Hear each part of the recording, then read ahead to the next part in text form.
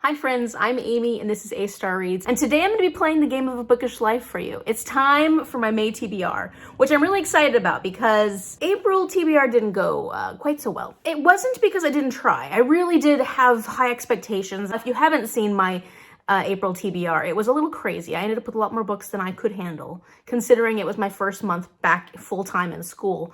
So it didn't quite work out the way I had hoped it would, but we kind of expected it wouldn't, right? At least I did. If you haven't had a chance to check out all the rules and explanations for the game of a bookish life, go ahead and check out my January video. In the beginning of the video, I go quite a bit into depth about all the rules, and there are a lot of rules. It's a very complex game. I didn't go easy on myself. So check that out. I'll link it in the cards and down in the description box below.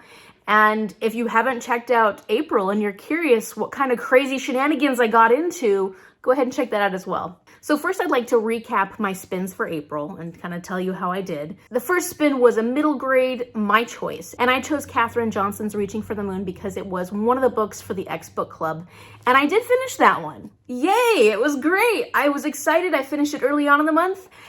And that's the most excitement we're gonna get about my spins because it went all downhill from there. The second spin, I got a YA fantasy, which was a family pick, and my cousin Jordan chose The Golden Compass by Philip Pullman. This one, I really did have plans to start, but my nephew and I decided we were gonna buddy read this one together, so he's going to be getting a copy of it. And if you watch Nathaniel's and my video about Of Mice and Men, it takes him a while to get through these books. So I will be reading The Golden Compass. It's just going to take a while. And then we'll buddy read that, and eventually we'll put a review video of that one up for you guys. Spin number 3 was adult fiction, a Goodreads winner, which I ended up with a book from 2012, historical fiction, and that was The Light Between Oceans by M.L. Stedman. And I actually really am in the mood to read this book. I just haven't had time to actually pick it up. So I'm carrying that one over. Spin number 4 was YA fantasy, and my mom actually picked The Gilded Ones by Namina Forna for me because she had recently read it, and I haven't had a chance to pick that one up either. You're gonna see this as a reoccurring theme here, but that one is one I definitely want to pick up soon, and since mom recommended it, I gotta get it in there, so I will be carrying that one over as well. Spin number 5 was YA Other, and this is basically a book other than YA fantasy, and I ended up picking that from a mini library, which was What Girls Learn by Karen Cook. I'm going to put this one back on my shelf. I'm not going to try carrying this one over. I'm just not really in the mood for it right now. I know that I also have a really busy school month in May, so adding too many carryovers, it'll just be shooting myself in the foot. Spin number 6 was another YA fantasy, and this was to buy a new release. So I ended up buying These Violent Delights by Chloe Gong, and I still want to read that one, so I'm carrying that one over as well. Even if these ones end up getting carried over into June, when I will actually have more time to read, I'm still going to read these books because I'm very excited about them. And then finally, spin number 7 was another YA fantasy because that month went so strangely. And that was a book with a competition or race. I ended up picking The Night Circus by Erin Morgenstern. And I had a couple of comments like, I didn't realize this was YA. And somebody kind of said, this isn't YA. And even though I had looked up on Goodreads and it said it was YA, I did a little more research. And Erin Morgenstern herself said she doesn't know why it keeps getting marked as YA. It's not actually a YA book. So because of that, and because it's a long book, and I know that this next month is going to be a doozy for me school-wise, I'm going to put that one back on my shelf. But don't worry, it will get read. It'll probably get read this summer because I'm really excited to read Erin Morgenstern's books. I own both The Starless Sea and The Night Circus. Maybe over the summer I'll do like a reading vlog and read both of those at once. That would be kind of fun. All right, so let's kind of go over what I'm currently reading / what I'm going to be doing with the books that I'm supposed to be reading. So I'm currently reading Assassin's Quest by Robin Hobb. This is a buddy read with Chelle, and I'm about a quarter of the way through, and I really am enjoying it, and I want to go faster than I am. It's been a pretty hectic month. The other book I'm reading is Malibu Rising by Taylor Jenkins Reid, and I actually got this one as an e-arc from NetGalley, which I was really kind of excited that they decided to let me read it because Taylor Jenkins Reid is a really popular author now, and it feels kind of cool to be reading a book that everybody's excited about. So I'm about halfway through that book, and I try to pick it up whenever I am out and I have a chance to just sit there and read for a little bit. I'll pick that up, and that's kind of why I've been able to get through that one a little more quickly. Then I'm also listening to Pride and Prejudice by Jane Austen. This is my audiobook, and I'm over halfway with that one. It's going very quickly. I get a chance to read that like when I take the dog out for a walk and in different situations. So that one should definitely be done before the end of the month. And then I just started The Planet Factory by Elizabeth Tasker. I'm 15% of the way through that one. I was doing reading sprints this morning, like at 6 a.m. and it was wonderful. It was really, really nice. And I was able to make a little bit of a dent into that book. Also, I still have intentions to pick up Aisha at Last by Uzma Jalaluddin, which is the Down Memory Jane pick for April. And also listen to Sense and Sensibility on audiobook. Like, these are ones that I still want to get to, but I've been running out of time. So I knew that April was going to be very iffy when it came to reading. I did a lot of reading. It was a lot of reading, but it was mostly for schools. And so a bit of a disclaimer, in May, I will still be in the full swing of school. So if I don't get all these books read, I am not giving myself a hard time, because what's the point of that? This is supposed to be fun. And I may have to be carrying over a lot of books into June, but once school's over, then I'm just gonna read. Okay, so let's look at the tallies. I'm looking pretty good. If I were to land on a 3 or a 4, I could be in trouble. So hopefully we don't add any extra books like we did last month, because that was a bit much. And I need something a little more simple this month. All right, so it looks like I left off on Book with a Competition or Race, and I'm ready for spin number 1. 8. Yes, 8 is not a 9. Okay. 1, 2, 3, 4, 5, 6, 7, 8. Recommended by BookTube, and 8 is an African rep. All right, spin number 1. This is a fun one. It's African rep, recommended by BookTube. So for this one, I actually looked to my friend Liz from For Booking Out Loud, because I remember she had one on her top 2020 books video that I own and I've been wanting to read anyways. And that's Homegoing by Yaa Gyasi. I'm really excited about this book because I've heard wonderful things. My neighbor even was like, have you read that yet? Have you read that yet? And I need to read it. So this is a historical fiction about half-sisters Effia and Essie, who are born in completely different villages in Ghana, and their lives take quite a turn because one sister ends up marrying an Englishman, and I think she stays in Ghana, and the other one becomes an enslaved person and gets sent to America. So you're following these two sisters, but then you also follow the generations that come after her. So this is like a long legacy of, I think, quite a few generations. I've heard this is a beautiful story and difficult and heartbreaking, and I love these kind of books because they really make me think and feel things, and that's always a good thing to do, think and feel things. So thank you, Liz, for the suggestion, and if you haven't checked out Liz's channel, I will link it down in the description box below. She's wonderful, and I'm really excited to get to this one. Spin number 2. Can't be serious. 9. Okay. I'm excited, I swear. 1, 2, 3, 4, 5, 6, 7, 8, 9. TBR random number generator. YA fantasy, and I'll go to my YA fantasy list on my Goodreads TBR and randomly generate a number, and whichever number comes up will be the one that I pick. Okay, so spin number 2 is frightening me because I did not want to get any YA fantasies this month.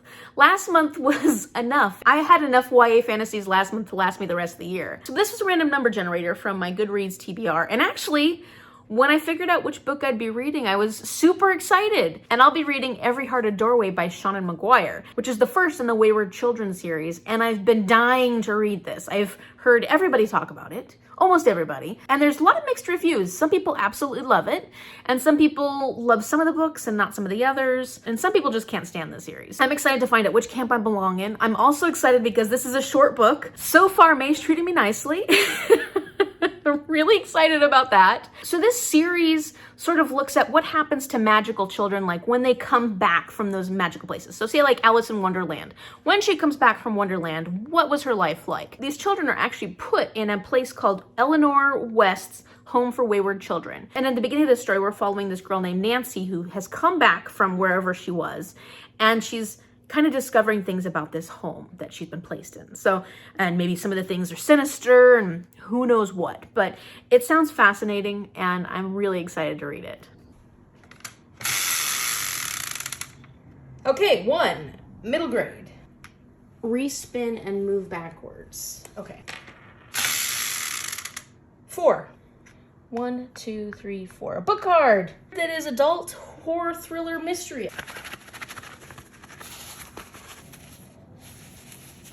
It is also friend pick. All right, spin number 3, adult horror thriller mystery, and this is a friend pick. So I just keep landing on these book cards, which is great because then I get suggestions outside of my TBR, but then of course I don't get books read on my TBR, but oh well, it's more fun this way. And I was racking my brain thinking, who could I ask about adult horror thriller mystery? Because it's a friend pick, but I also have specific cards for specific friends or family. And most of the people I am friends with outside of BookTube don't read adult horror thriller mystery. So I was struggling a little bit, and I actually ended up asking my friend Evan because I wasn't sure if he may have some thriller or mystery kind of recommendations. And he says, I don't read those type of books. But Evan actually was there with his mom, Andrea, and he was like, my mom wants to give you a suggestion. And I was like, okay. And so Andrea recommended Still Life by Louise Penny. And this is a mystery set in Quebec, Canada. And so this is the first book in the Chief Inspector Armand Gamache series. That's a lot of words. And this is basically about this inspector called Armand Gamache and his group of people that solve mysteries. And apparently he's trying to solve the death of this woman who was a well-loved artist. And she's found dead in this really small village on the Thanksgiving weekend. And so I'm excited to find out more about this series. I have heard about the series before. So we'll see how Louise Penny is. And I'd like to thank Evan's mom, Andrea, for giving me this wonderful suggestion. Spin number 4. 2. 1, 2. My choice, and that is an adult fantasy. I finally get to read a different type of fantasy. Spin number 4 is good. This is good because this is adult fantasy, my choice. I love when I land on my choices because it gives me opportunities to fit in the books I already have to read on my TBR. So for this one, I'm going to go with Ship of Magic by Robin Hobb, which is the next book in the Realm of the Elderlings series and the first book in the Live Ship Traders trilogy. This little trilogy is the whole reason why I wanted to get into the Realm of the Elderlings. I love books about ships, and for some reason this one fascinated me. And this is about these trading ships that are made with what's called winter wood. And I don't know too much about it except that this winter wood turns the ship into a live ship once 3 generations of the same family has died on the ship. This story follows a lot of different characters. I've heard it's pretty complex. And as Robin Hobb does, it's supposed to be very sad. So I'm looking forward to that. And there's even pirates, which I think is fantastic because I find pirates fascinating. This is going to be a great start to this trilogy. And I'm excited to continue on with Realm of the Elderlings, even though it's taking me a long time. These books are pretty large. Spin number 5. Oops.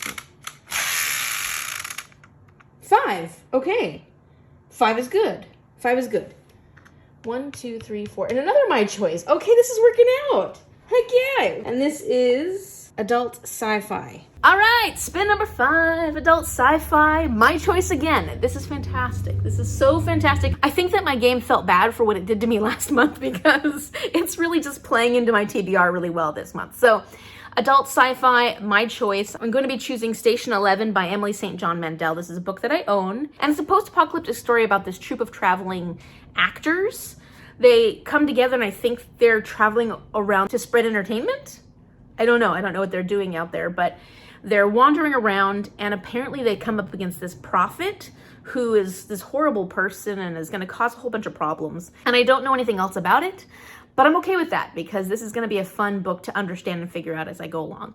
And so many people I've talked to have loved this book so much, and I'm ready to love it too. All right, so that was it. Just 5 spins. And 2 of those books are books I was already planning on adding to my TBR. This is turning out beautifully. This is exactly what I need for May. And so quickly, I'm going to go through all the books that I need to read for the month or need to make work on my TBR.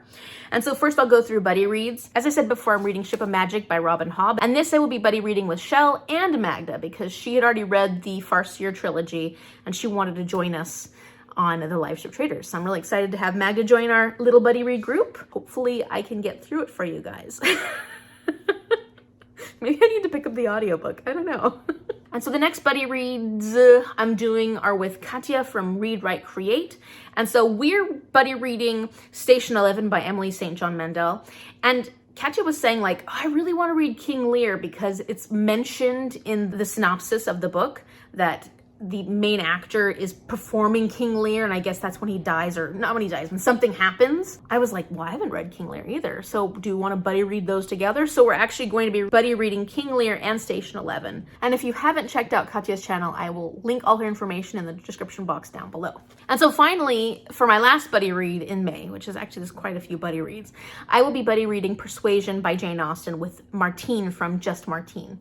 And if you haven't checked out her channel, she has a lot of college content, which is very appropriate for me right now because I'm feeling it. And that one I was already planning on reading anyway for the Down Memory Jane read along. When Martine heard that, she was like, oh, I'll read Persuasion with you, because she's been wanting to read it as well. So we'll be reading that. And this book is about Anne Elliot, who is happily engaged to this naval officer named Frederick Wentworth. But she ends up allowing her friend to persuade her to break her engagement to this guy. And she does. Apparently he goes off and comes back and he becomes this amazing war hero and he does well for himself. And she's finding that this could have been a really bad choice for her. I've definitely heard some mixed things, but a lot of people actually like this as one of their favorite Jane Austens. I'll probably end up listening to this one because at the moment I've been finding that listening to these Jane Austen novels has been more effective in trying to get them going, because just so many things. There's just so many things. So this month for Buzzwordathon, you're supposed to read a book that has the word home or house in the title. So this actually worked out perfectly for the book that I'm going to be reading for my real life nonfiction book club, because we will be reading No Ordinary Time, Franklin and Eleanor Roosevelt, The Home Front in World War II by Doris Kearns Goodwin. And so that has the word home in it, in one of those long extended titles, and I need to read it anyways. It's supposed to be a pretty big book though. It's like 600 pages, or it's over 600 pages. So that one I need to start soon, because knowing the way my months have been going. So that one is a historical nonfiction about FDR and Eleanor Roosevelt. I think it goes quite a bit into detail about their marriage, how Eleanor Roosevelt handled being a first lady and being in the White House, and then how FDR handled living in the White House and all the things that were going on during World War II. So it should be an interesting book. Got very good ratings, and my book club is excited to read it. So let's do this thing. And finally, the last book I'd like to get to, which, you know, my list is getting pretty long at this point, but this is a nice short book. It's a NetGalley arc called Finding Sustainability by Trent A. Romer. And this is an environmental nonfiction. It's coming out June 1st, 2021, which is why I'd like to get to it in May. It's a little teeny book, which that shouldn't be too painful, right? I could read it in a day, probably. And this is about Trent Romer's own life, because he owns, or owned, I'm not sure if he still owns the same company or if he's transformed it, but he actually owns a plastic bag manufacturing company. With the way things have gone environmentally, plastic bags are becoming unacceptable because there are other ways we should be trying to preserve the environment. And the thing about Trent Romer is that he agrees with that. He has very strong feelings about trying to preserve the environment. This was a family business that he inherited. And so he goes on this journey around the US, I think, trying to figure out ways to create a business that's more sustainable and figure out how he wants to continue forward. So that's why the book's called Finding Sustainability. Looking at the situation where it's his own livelihood versus what he wants to see happen for the planet. And I'll be interested to see what his take is and what his takeaway is at the end. That's all the books. That isn't too bad compared to how April was. This feels more doable, more attainable. And like I said, all the carryovers, I probably will end up carrying over into June.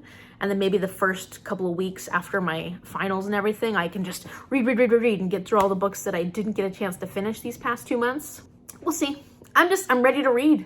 I'm ready to read and I can't. Anyways, stick around. I'm going to be doing Magda Spins next. And if you like this video, click the like button and subscribe now so you can see how my May goes. I'm hoping it goes a little better than my April. And thank you so much for watching. I'll see you later. All right, so now it's time to look at Magda's spins. Let's look at her tally first. Magda's been doing really well. She hasn't really had to add too many books. So if she lands on a 3 or 7 twice, she might have to add a book. So she's got 3 tallies on that. And then she's in trouble if we land on a 9, which, considering how last month went, it's pretty likely that we'll land on a 9. Spin number 1. 7. She gets all the nonfictions. 1, 2, 3, 4, 5, 6, 7. Respin and move backwards. 4. 1, 2, 3, 4. A book with a plain cover, and that is person of color author. And plain cover means like Not a lot of pictures on it, not a lot of writing on it, just a fairly simple cover. When I set up this game, I didn't necessarily know how difficult it would be with some of these prompts and some of the other prompts combined, but as I was trying to find books with plain covers, that was kind of hard anyways. And then I was looking at Magda's TBR on Goodreads, and I kind of figured, let me give her an option just in case, you know, she was struggling with this one. And the book that I found that I thought had the most plain cover of all the choices was Jade City by Fonda Lee. So I've been wanting to read this book, and I would love for Magda to read it and then me to hear how she liked it. Spin number 2. 10. 1, 2, 3, 4, 5, 6, 7, 8, 9, 10. Oh, same thing as me. TBR random number generator. YA other. So basically a YA book that's anything other than fantasy. All right, spin number 2, YA other. And this was a TBR random number generator. And so what I did is I actually went on my own YA other because I have grouped up all my YAs with the different type of genre they are. And so first I went to my Goodreads TBR and I looked at all the YA others I had. There were 6 of them. So I did a random number generator between 1 and 6 and I got 5. So that made it so I was looking at YA horror thriller mystery. And there were 14 of those. So then I did another random generator between 1 and 14, and you'll see that I got 12. And that was The Inheritance Games by Jennifer Lynn Barnes. And this is another one that I've been dying to read. And so I hope you like it, Magda. I mean, if you would like to do this with your own list, go ahead. I just didn't know the best way to organize it with your Goodreads TBR, Magda, so I just figured, oh, I'll just use mine and choose one for you. Spin number 3. 2. She is safe with a 2. Okay. 1, 2. A book with an animal on the cover. And this is a book that has to have disability rep. Spin 3, disability rep, book with animal on the cover. And for this one, I know that Magda's been wanting to read Crooked Kingdom by Leigh Bardugo because she already read Six of Crows. And I figured this would be perfect because it has a crow on the cover. And it also has disability rep because Kaz has a physical limp and he struggles sometimes from the mobility and the pain in his legs. So I thought that was a great option. Then you can finish that duology, Magda. Spin number 4. 6. Wow, she's getting a good variety. 1, 2, 3, 4, 5, 6. You're almost at the end, Magda. Okay. Book with the city setting. North America, not US representation. I swear, Magda gets all the really complex prompts. I get my choice and book cards, and Magda gets everything that's a lot more complex. So I've been trying to help out as much as possible. This is North America, not US, and it's a book with a city setting. Some good options could be Aisha at Last by Uzma Jalaluddin, which is a book that is set in Toronto in Ontario. So this is a good option, I think, and I'm excited to read this one. I've heard really good things about it. Another option is Gods of Jade and Sorrow by Silvia Moreno Garcia, the person who wrote Mexican Gothic. And this one, I know that it's set in certain parts of Mexico, but I think at one point they go to Mexico City and a good portion of the book is set in Mexico City or something like that. So that's another city setting, so I figured that one would work as well. So those are 2 options. Of course, Magda, whatever you want to do, I can't wait to hear what you choose. All right. Oh, interesting. The way the game goes is you age. You know, you go through all the life's important moments to the end, and then as you get to the end, you're getting ready to either retire at Countryside Acres or Millionaire Estates. So I thought it would be kind of fitting to put a prompt here that had to do with my grandma. So this is a middle grade book, and it either has to have the word grandma in it or be about a grandma, have the word Mona in it or be about a main character that has the name Mona, or it could be written in 1936. So there's a few choices here. Finally, spin number 5, and this one was a bit tricky because it was a middle grade, and this one was in honor of my grandma. And for this one, I found a middle grade called Ballet Shoes by Noel Streatfeild, and it was published in 1936. It's pretty popular, I think, in 1936, and it's about a girl with ballet shoes, I guess. And so that's an option, and I think there was an audiobook for it, Magda, so it might be something to choose. Otherwise, please do what you can with this one. It's a tricky one. So I'd be curious to see what you find if Ballet Shoes doesn't work out. All right, so that is it now, and thank you so much for watching. Bye.